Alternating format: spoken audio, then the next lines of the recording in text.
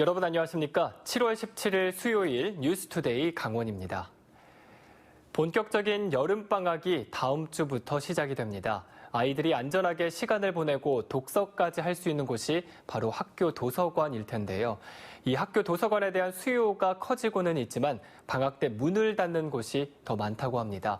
왜 그런지 허주희 기자가 취재했습니다. 초등학교 안에 있는 도서관입니다. 방학을 앞둔 수업 시간, 학교 도서관을 찾은 6학년 학생들이 독서에 집중하고 있습니다. 이 도서관에는 18,000권 정도의 다양한 책들이 갖춰져 있습니다. 학기 중에는 아이들이 자유롭게 학교 도서관을 이용하고 있습니다. 학교 도서관이 문을 열면 좀 집에서도 가깝고 책 빌리기도 더 편하니까 좋은 것 같아요. 이렇게 학교 도서관을 이용하는 학생들은 늘고 있지만 방학 때 문을 닫는 곳이 많습니다. 지난해 여름방학 동안 문을 연 학교 도서관은 도내 전체 초, 중, 고등학교의 37%, 10곳 중 4곳이 문을 닫은 셈입니다. 방학 때 학교 도서관이 문을 닫는 이유는 사서 직종 문제와 인건비 문제가 얽혀 있기 때문입니다. 학교 도서관 운영자의 대부분인 86%는 무기계약직이라 불리는 교육 공무직.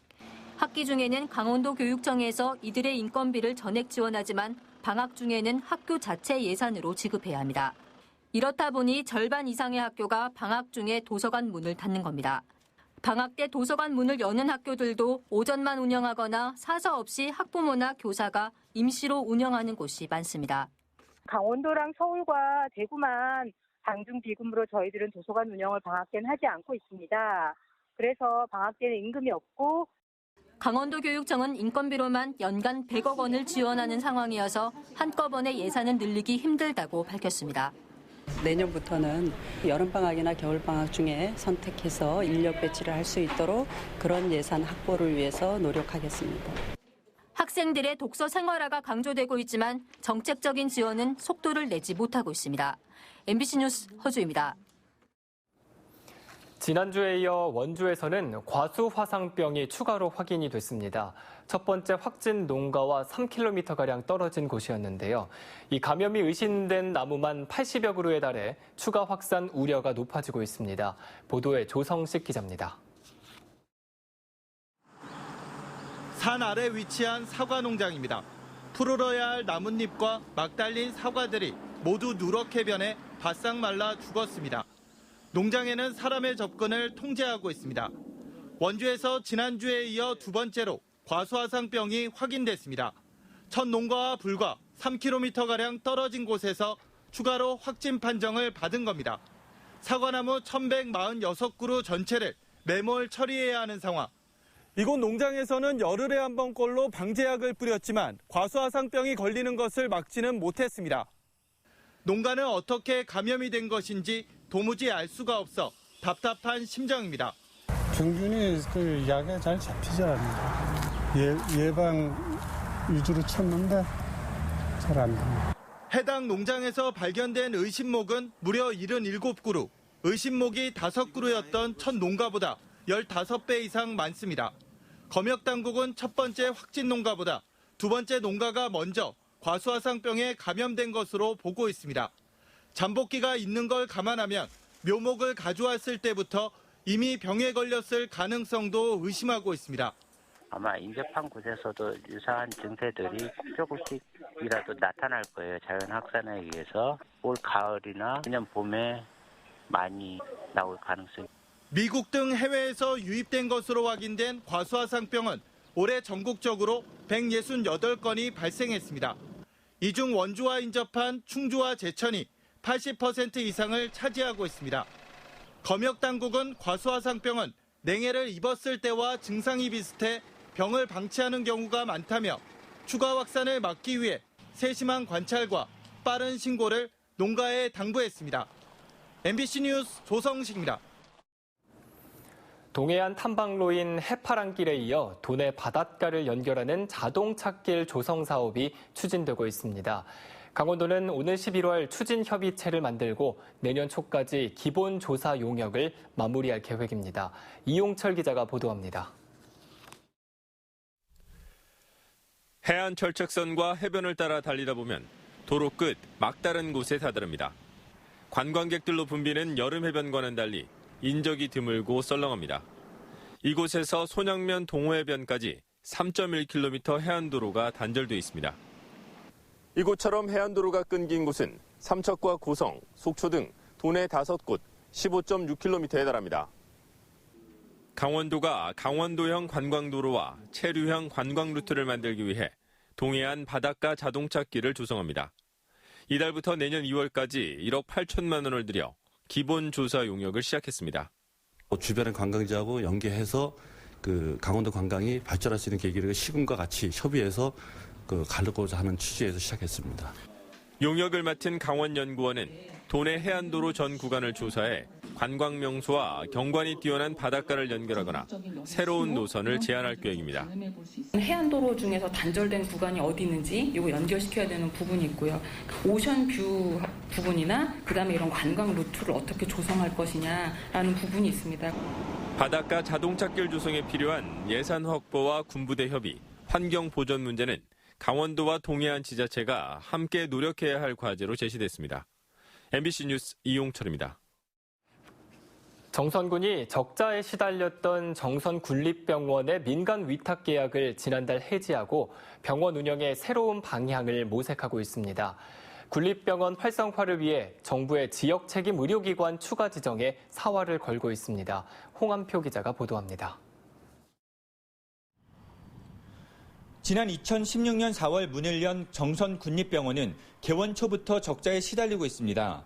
정선군은 지난해까지 운영비 69억 원을 지원했지만 외래 환자가 하루 100명 이하로 줄어들 정도로 운영은 점점 어려워지고 있습니다. 정선군은 활성화 용역을 통해 민간 의료법인과 위탁 운영 협약을 지난달에 해지했습니다. 의료 공백이 발생하지 않도록 6개월의 유예 기간을 두었기 때문에 올해 안에 운영 방안을 찾아야 합니다. 가장 사활을 걸고 있는 것은 의료 격차를 해소하기 위해 정부에서 국비를 지원하는 지역 책임 의료기관에 추가 선정되는 겁니다. 17개 권역에 육성할 방침인 지역 책임 의료기관은 의료 인력도 권역별로 순환 근무해 양질의 의료 서비스 제공이 가능합니다. 또 신속하게 닥터헬기든 앰뷸런스든 해서 이제 관내 거점 병원으로 이동해서 이렇게 치료를 받을 수 있도록 하는 그 시스템을 좀 갖추고. 강원랜드와 응급의료 체계를 구축하는 방안도 협의하고 있습니다. 강원랜드 방문객들이라든가 직원들, 특히 우리 지역 주민들이 1차 진단을 잘 받아서 외부 나가는 그런 불필요한 그 시간들을 좀 절약할 수도 있고. 정선군은 지역 책임 의료기관 선정을 위해 입원 환자를 위한 병동을 확충할 계획입니다. 정선군은 기존에 리모델링 하려는 건물을 모두 헐어내고 이 자리에 새로운 병원 건물을 지을 계획입니다. MBC 뉴스 홍한표입니다. 지난주 금요일 인제에서 8살 초등학생이 등굣길에 차에 치여 숨진 사고가 있었습니다. 어린이 보호구역인데도 위험 요소가 많아서 사고 전부터 학부모들의 민원이 있었지만 아무런 안전 조치도 없었습니다. 김상훈 기자가 현장 취재했습니다. 지난주 어린이 사망 사고가 발생한 인제의 한 초등학교 정문 앞. 등교 시간이 가까워지자 아이를 데려다주는 차량이 줄을 잇습니다. 초등학교 옆에는 고등학교도 있어 차량과 아이들이 뒤섞여 위험해 보입니다. 또 정문 바로 앞에는 공영주차장이 있어 평소에도 차량 통행이 많습니다.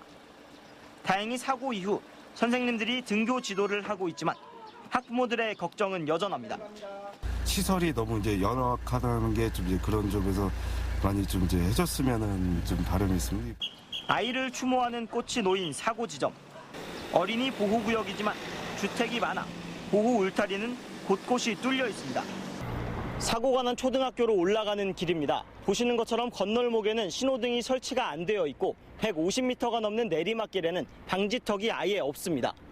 학부모들은 군청과 인제경찰서에 3년 전부터 방지턱 설치와 사고 지점 울타리 보강을 요구했지만 별다른 조치는 없었습니다. 방지턱이나 봉이나 안전 펜스 같은 거에 대해서 계속 말씀을 드렸는데요. 전혀 받아들여지지 않았습니다. 어린이 보호구역에는 특별한 사유가 없으면 보도와 차도를 구분하기 위해 방호 울타리 등 안전 구조물을 설치해야 합니다. 하지만 인근 주민과 상인들의 반대는 특별한 사유에 속해 아이들 안전보다 우선시됐습니다. 피치 못할 경우에는 예외 조항으로 두고 있습니다. 그런 부분들은 실제로 주거하는 분들의 생활 때문에라도 분리해서 차단하기가 좀 어렵습니다. 학교와 인제군, 경찰서는 함께 대책을 논의하고 올해 안에 횡단보도 설치 등 안전시설을 강화할 계획입니다. MBC 뉴스 김상훈입니다. 강릉고등학교가 12년 만에 제74회 청룡기 전국 고교 야구 선수권 대회에서 준우승을 차지했습니다. 강릉고는 어제 서울 목동 야구장에서 열린 결승전에 전통의 강호 경기 유신구와 좋은 경기를 펼쳤지만 상대 투수들의 호투에 막혀 7대 0으로 패했습니다.